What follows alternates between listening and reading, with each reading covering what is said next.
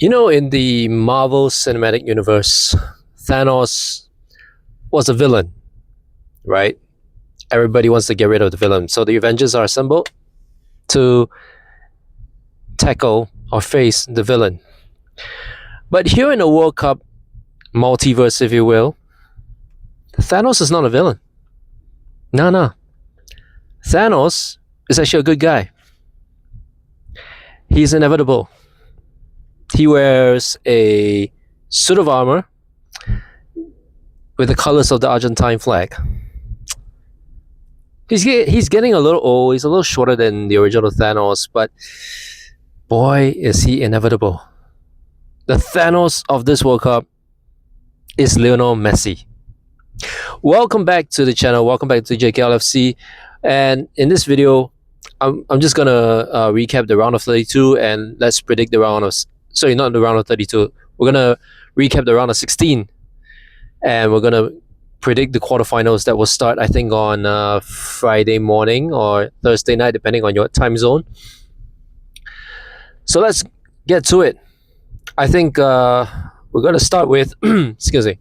Let's start with the few results to get out of the way. Like, all three host countries are out from the round of 16. I'll get to them one at a time. Canada, round of 16 is an achievement for them. So no shame in Canada going out against Morocco 3-0. Paraguay, they played dirty. They played dirty against France. So an Mbappe penalty was enough to eliminate Paraguay from the round of 16. France win 1-0. So France and Morocco will face each other in quarterfinals. It's a rematch of the last World Cup semifinals. So this will be another interesting matchup. Norway, my goodness, Erling Haaland. What can we say about Erling Haaland? Look, I'm not a fan of Erling Haaland. Obviously, he plays for Man City. I'm a Liverpool fan. But you know what? The next generation of strikers is led by this guy, Erling Haaland. He is the leader. He's the guy front and center leading the next generation of strikers. I would say side by side with Kylian Mbappe, because against Brazil, up until the 79th minute, he was trying his best, but Brazil, to their credit, did really a good job defending against Haaland. But once he got that goal on the 79th minute, there was no stopping him. In fact, if you look at the second goal, it's like, what the heck? He just got the ball, look at the defense. The defense wasn't doing much to try and block him. He's like, okay, one kick. And he swung and he kicked it so hard that when he swung around, he just turned his back towards the goal, even when the ball went in. He was like, and I was like, wow. Well, you gotta give him credit, man. I have a lot of respect for Erling Haaland, and you know what? If Norway goes all the way, it's because of him. He's the talisman. He's the main guy. So Norway, they beat Brazil, and who do they face in the quarterfinals? England. And what a classic! The first of two classics in this round of 16. Mexico on their home ground at the Azteca Stadium in Mexico City against England. Drama, edge of your seat football. It's a little physical, as evidenced by Kwanzaa's red card and the two penalties that were given in the game. But you know what? End to end, Mexico can hold their heads up high, even though they lost to England. But you know what? That was a great match. What a match. And, props to Mexico and props to England. So England will face Norway in the quarterfinals. It's also the end of the road for CR7 as Portugal conceded a last-minute goal against Spain. So Spain win 1-0. End of the road for CR7. Some people would say that, you know what, he never should have played in this World Cup, or at least not as a starter. It's not hard to see why. It's not hard to see why, because given his age at 41, even though at 41, right, I wish I was I wish I had the physique that he has at my age, and I'm 3 years older than Ronaldo. But I wish I had the physical physique of him at 41. So, but at the same time, when you've played that many years of football as Ronaldo has done, you know, the toll it takes a toll on you. So that's why you don't see like the World Cup having too many uh, footballers aged 35 and above, let alone like 40, 41 like Ronaldo, or even 40 like Eden Dzeko, or the oldest player back in the 90s, Roger Miller. So you would think that, I think it's safe to say that this will be the last World Cup for Ronaldo as a player. I mean, 6 World Cup appearances in a row. He's gotten all 6 of them. So that's a record in itself. So he has nothing to be ashamed of. But it is the end of the road for him and Portugal, and they will meet. Spain, the team that beat Portugal. Spain will meet Belgium, and what a I've said this before. Paybacks are you know what, you know. To be honest, the United States national team, when they started this campaign, everybody looked at them as, hometown favorites, and even I even feel that I even hope that they will reach the semi-final. But with Florian Balogun's justified correct red card, actually got delayed, overturned, whatever, and it caused just that outrage worldwide, right? To see them lose to Belgium, and ironically lose to Belgium 4-1, because they opened the first day in the World Cup, they beat Paraguay 4-1. How fitting it is that it's the other way around. They lose to Belgium 4-1, and there's no overturning anything this time, because the USA were that bad, Belgium was that good. So, no sympathy for the US national team. It is what it is, man. They even if Balogun was suspended, I don't think the USA would have got through with that performance. Yeah, because Belgium, you could say, had them all figured out. Otherwise, they wouldn't have scored 4 goals. But albeit the third goal was a mistake on the US part. So Spain, Belgium in the quarterfinals. I'll get to the predictions later on. But what about last night? What about last night? The other classic. But before I get to the other classic, the latest match, Switzerland beat Colombia on penalties after a 0-0 draw after extra time. Not much to really say about that match, other than it was the penalties that decided the fate of Colombia and Switzerland. Colombia is out, so Switzerland will face the defending champions Argentina. But my oh my, Argentina versus Egypt, Messi versus Salah. And what can I say? And you thought that Egypt was going to cause the upset. After Cape Verde scared Argentina, Egypt would have gone into the match thinking they could beat Argentina. And you know what? For 79 minutes in the game, they were 2-0 up against Argentina.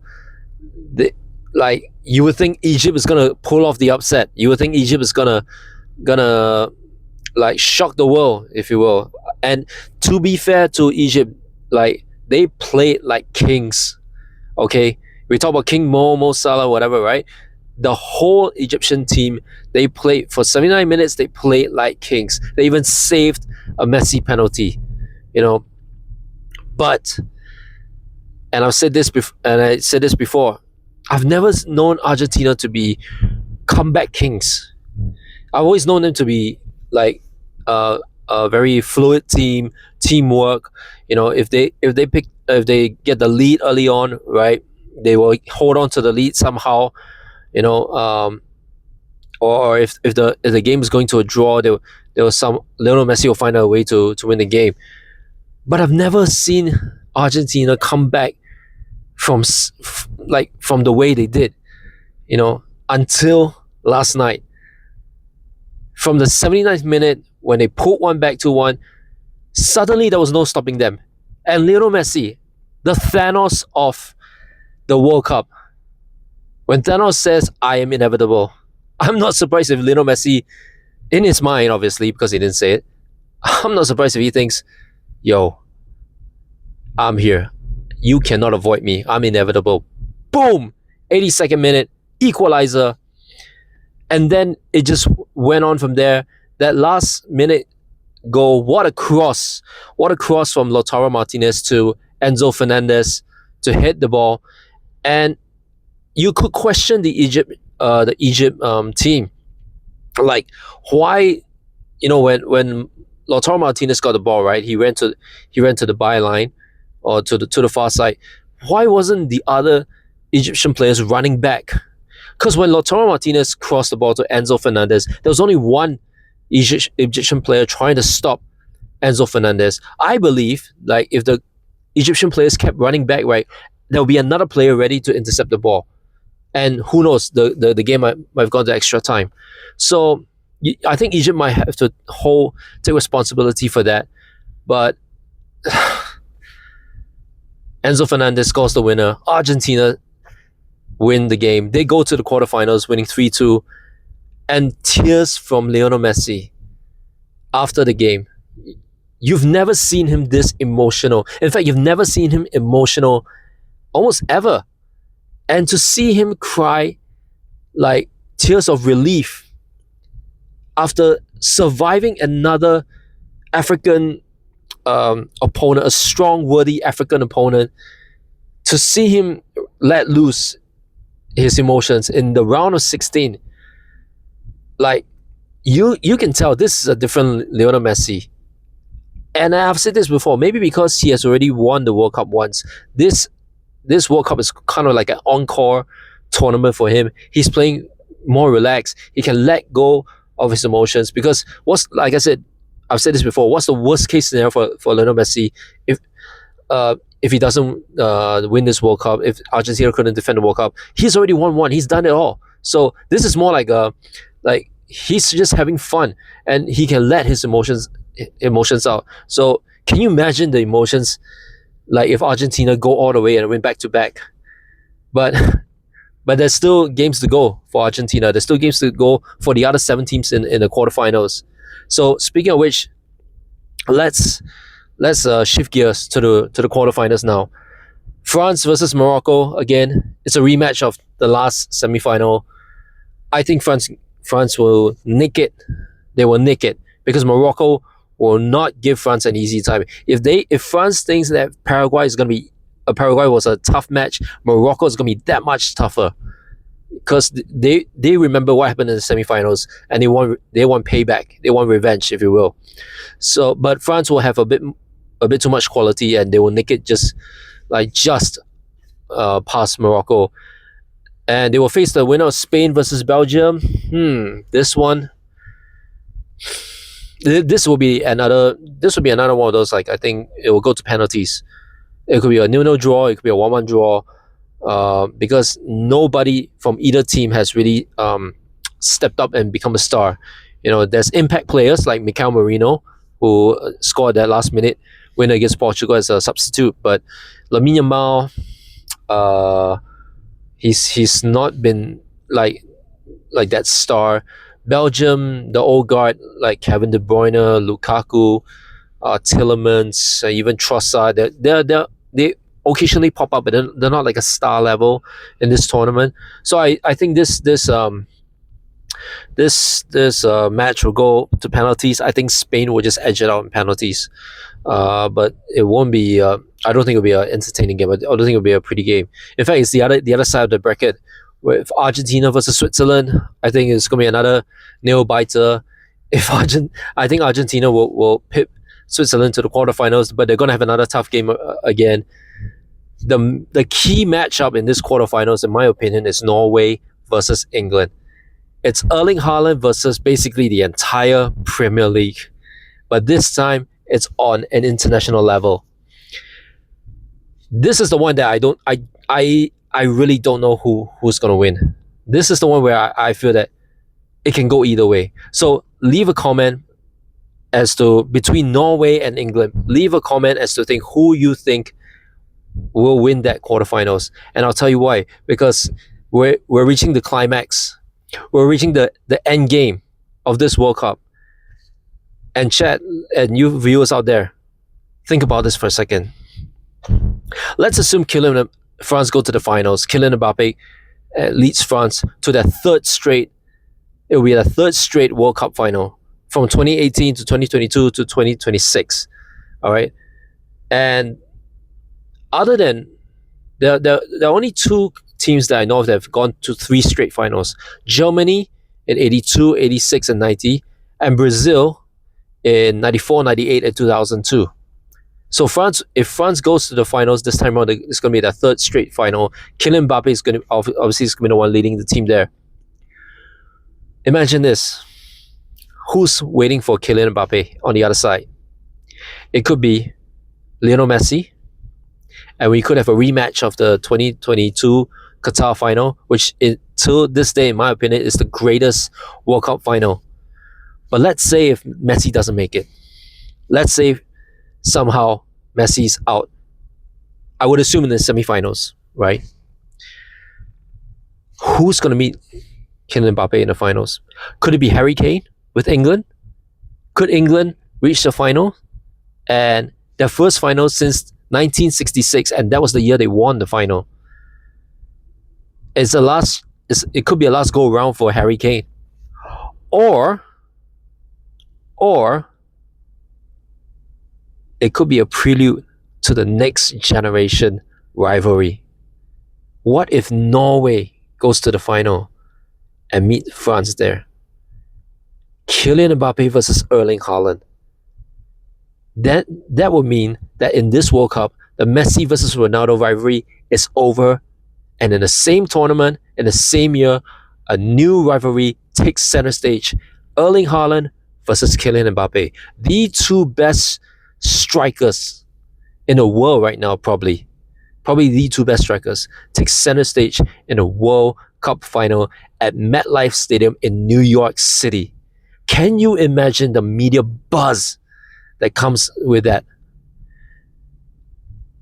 This is the end game now. The quarterfinals are the end game. They're setting the stage for the end of what is, without question, probably the best World Cup finals that certainly I've ever seen, and maybe it's the best World Cup finals that you've ever seen out there as well. So leave a comment. Think about this. Who are the two finalists, basically, as we enter the final stages of this World Cup? Who do you think will be in the finals, and who do you think will win? Obviously, but which matchup would you like to see? Because this is going to be a very interesting ride to MetLife Stadium, to New York City. So, as always, like, comment, share, subscribe. This World Cup is really going to be an exciting World Cup. It's going to end on a very high note, no matter how things play out. Leave a comment, like, comment, share, subscribe. I'll see you in the next video.